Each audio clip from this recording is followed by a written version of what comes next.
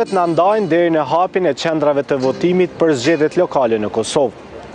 Mbi 2 milion shtetas me të drejtë vote do të zgjedhin 38 kryetarë të komunave dhe këshilltarët lokal të kuvendeve komunale. Edhe në këtë proces nuk mungon alarmi i krerëve të shtetit për ndërhyrjen e Serbisë. 12 tetori vjen edhe me krizën institucionale në nivel qendror. Unë jam Ida Algola dhe në këtë epizod të Newsroom do të flasim për zgjedhjet shikuar nga këndvështrimi i sigurisë, analizës, garës dhe matjes së forcave në prag të mundësisë së zgjedhjeve të jashtëzakonshme parlamentare.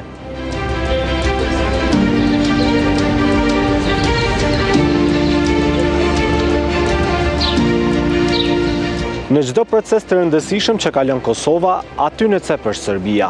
Investimi i saj i vazhdueshëm për të paraqitur Kosovën si shtet jo funksional e për të shtrirë ndikimin e saj brenda institucioneve të Republikës nuk është as lajmëri dhe as për t'u habitur. Përjashtim nuk bëjnë as zgjedhjet lokale të së dielës.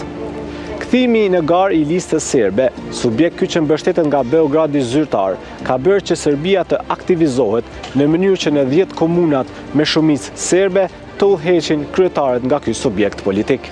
Presidentja e vendit, Vjosa Osmani, deklaroi ekskluzivisht për A2 CNN se kësaj radhe ndërhyrja serbe në këto zgjedhje është më flagrantja. Ajo la të kuptohet se Serbia trimërohet nga fakti që nuk ka pësoja për të sa herë që përpiqet të dëmtojë Kosovën. Zonja Presidente, pyetja është në lidhje me përfshirjen ose ndërhyrjen e Serbisë në zgjedhjet lokale në Kosovë. Sa serioze janë vlerësimet e institucioneve tona sigurisht? Është një prej ndërhyrjeve më flagrante që ka ndodhur në proceset zgjedhore në Kosovë, edhe pse ato kanë qenë të vazhdueshme, dhe ky nuk është vetëm konstatim i yni, por ka qenë edhe konstatim i vazhdueshëm edhe institucioneve evropiane dhe atyre amerikane.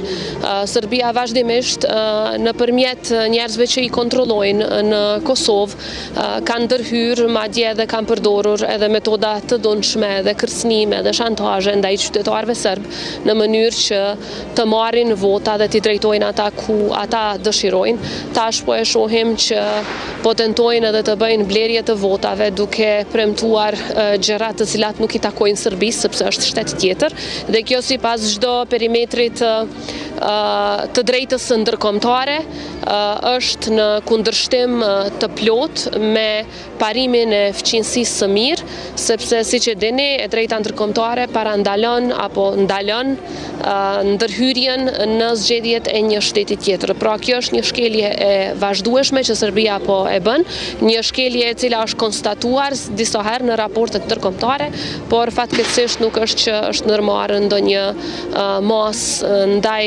Serbisë dhe pastaj ata po i vazhdojnë këto punë të paligjshme të cilat janë ndërhyrje flagrante në punët e brendshme të Republikës së Kosovës dhe në sistemin tonë demokratik.